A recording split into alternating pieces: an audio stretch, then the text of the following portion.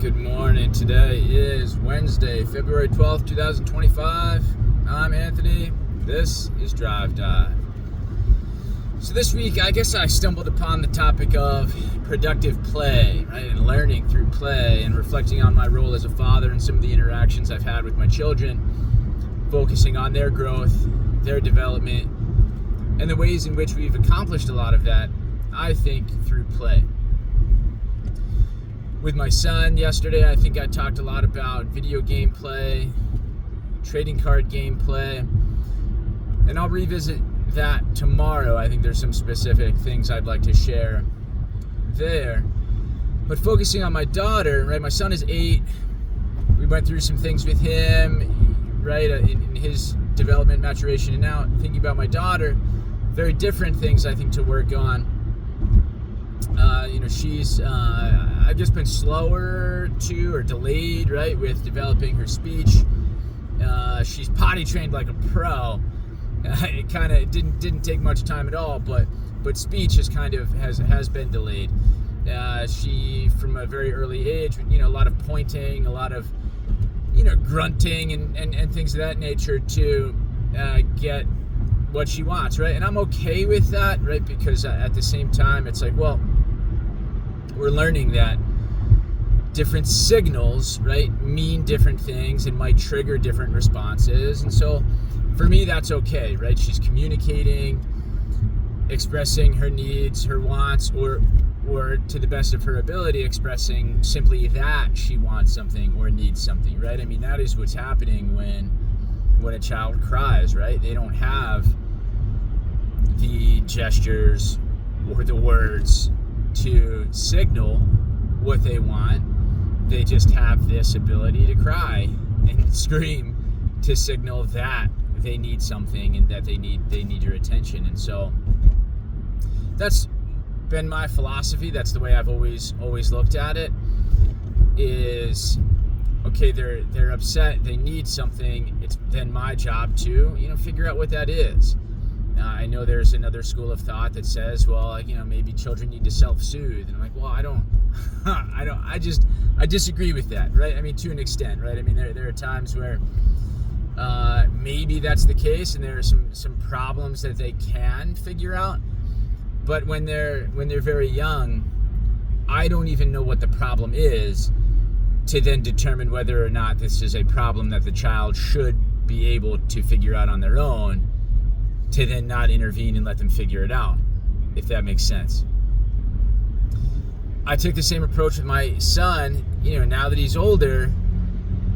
If he complains about something, and I'm like, okay, well, you can figure it out, right? I can put it back on him and, communicate to him that, no, like you don't need me for this problem. I appreciate you coming to me with your concern and expecting me to be able to help you. I could, but at the same time, this is definitely something you can take care of, right? Or I could be like, oh, wow, like that's pretty serious. Let's talk about that. And, and then we figure out how together we can solve that problem, right? And so, for now with my 2-year-old daughter, when she was younger, like I said, mostly crying and screaming, and then it turned into you just kind of pointing to things, or, when I'm picking her up, when I'm holding her, she'll point a certain direction, and that's the direction she wants me to take her, right? Or she'll start leaning her body in a particular direction. Okay, well, that's where she wants to go. And we've slowly worked on those things, trying to then pair words with her gestures, right? I'll start saying certain things.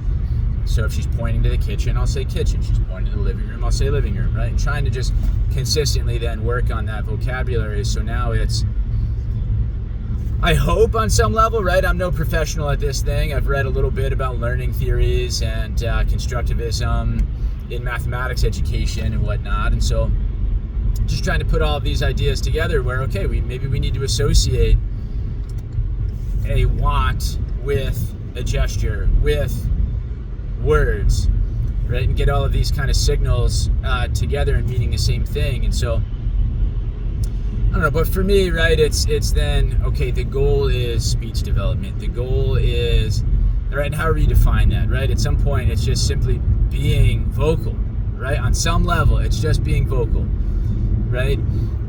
there might be that gesture of, upstretched arms, right?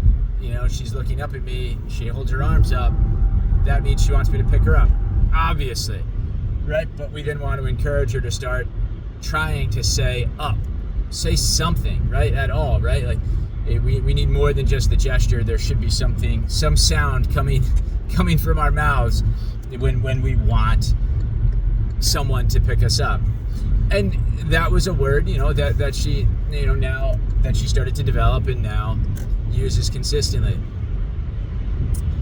And so there are other times, I guess, when we're playing, right, and she's running around the kitchen. We're fortunate enough to have a pretty big kitchen. There's an island. She'll do laps around it, and while she's playing, no, they're not words, but she's screaming, right? She is happy. She's having fun. And one approach might be to say, like, hey, this is, kind of annoying. Like, hey, Ellie, I need you to tone it down. No screaming. Stop screaming.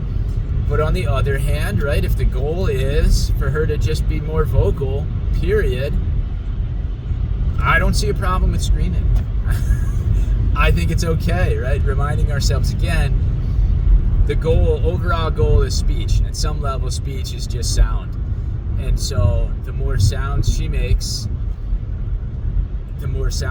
to express herself, her feelings, her emotions, I mean, I don't see a problem with it. And I'm not the type of parent, it's not my philosophy to then, put a damper on it. I just don't see the need for that. Don't get me wrong, right? I mean, for me, it's taken me a little while to get to this place. I generally take a while to adjust to certain changes, new environments, new routines. If I feel like they are thrust upon me, right? I mean, if they're of my own making, my own design, my own choosing, that's one thing. But when it feels like they're thrust upon me, I can be very, very grumpy. And so it's taken me a while to get here where it's like, oh, no, okay, look, I'm in charge of her development. I'm responsible for her development. Let's put on a happy face and figure this thing out, right? So, right, another sort of philosophy or thing, right, a sticking point for a lot of people can be technology, the role that it plays. And I shared a couple of examples with my son where I was able to leverage his desire to use my cell phone to aid in potty training, to aid in learning numbers and letters, to even teach him mommy's cell phone number, right? My wife's cell phone number. Been able to use his desire to have screen time, essentially, to teach him. There is a school of thought out there that we shouldn't have any screen time. And I've read articles, right? Brain development, and kids need to really experience the world. And I think in one of those articles it said something about maybe not having a lot of unsupervised screen time. And okay, right? So for me, there's a definite line, right? Like, I continually tell my son, like, don't ever ask me for a cell phone. Just know right now you're likely going to be one of the last to get a cell phone. Right, not having grown up with them, but also seeing the distractions that they can provide for myself, for some other people in my life, for my students in the classroom. I'm so anti cell phones and screens in that regard. I try to limit a lot of mindless screen time. But maybe I'll talk more about that later. But anyway, with my daughter, one of the ways that she likes to use my phone, and she does know the word phone. She does. Sometimes comes out just as own, but she's looking at it, pointing to it. I know she's saying phone, right? She'll want me to pick it up. She'll tell me that it needs to go in my pocket, and she has learned these words. Pocket, right? It's often in my breast pocket on my dress shirts and whatnot. So she's learned a lot of vocabulary, I think, and she's learned to express her desire to be on that phone. But one of the things we typically do on my phone is listen to music. One of her favorite songs is Wheels on the Bus, and so she'll just say bus. And And that has meant take your phone out, I use Amazon Music, get to Amazon Music, get to her playlist, and then give her the phone so she can scroll on that playlist, find the Wheels on the Bus song. I don't imagine she's reading, right? There's a little icon, the cover photo, and she'll play Wheels on the Bus. Initially, right, this is what I'm saying, like the growth and the development, is it okay, is it not okay? Initially, she would then be looking at the phone, and I'm like, all right, this isn't great. Like, I don't want her looking at the phone, blue light and whatever else happening. But we had to train her, like, okay, well, you got your song. It's only something that you listen to. Like, we don't need to be looking at the phone. You know, she would enjoy, I think, looking at the phone and just continually scrolling and continually changing the song, whether she meant to or not. You know, and some of these behaviors, again, can be kind of like, all right, it can be kind of annoying, but at the same time, I think that she is learning some things, right? She is learning that this is a tool that she can interact with, and so she's learning, I guess, on some level to, you know, interact with the world, with things around her. So I didn't want to, you know, entirely dismiss it and just yell at her and be like, no, we can't listen to music, we can't sing the Wheels on the Bus, we can't go through some of those motions and things, right? And so but that's where we've gotten, I think, is, you know, now with those, right, that maybe annoying behavior, and maybe if I took such a hard stance, no screens, etc., you know, we wouldn't engage in that play, we wouldn't learn these words, we wouldn't have this kinesthetic movement. So I don't know, I encourage those of us watching, and appreciate you watching, especially this far in, if you can reframe maybe some of these behaviors as play, if we can reflect on the behaviors and the play activities then, and consider the learning opportunities inherent within, right? What is my child learning right now within the activity, but also what are they learning about me as a parent? What are they learning about our relationship, right? Am I somebody who's going to encourage play and play with them?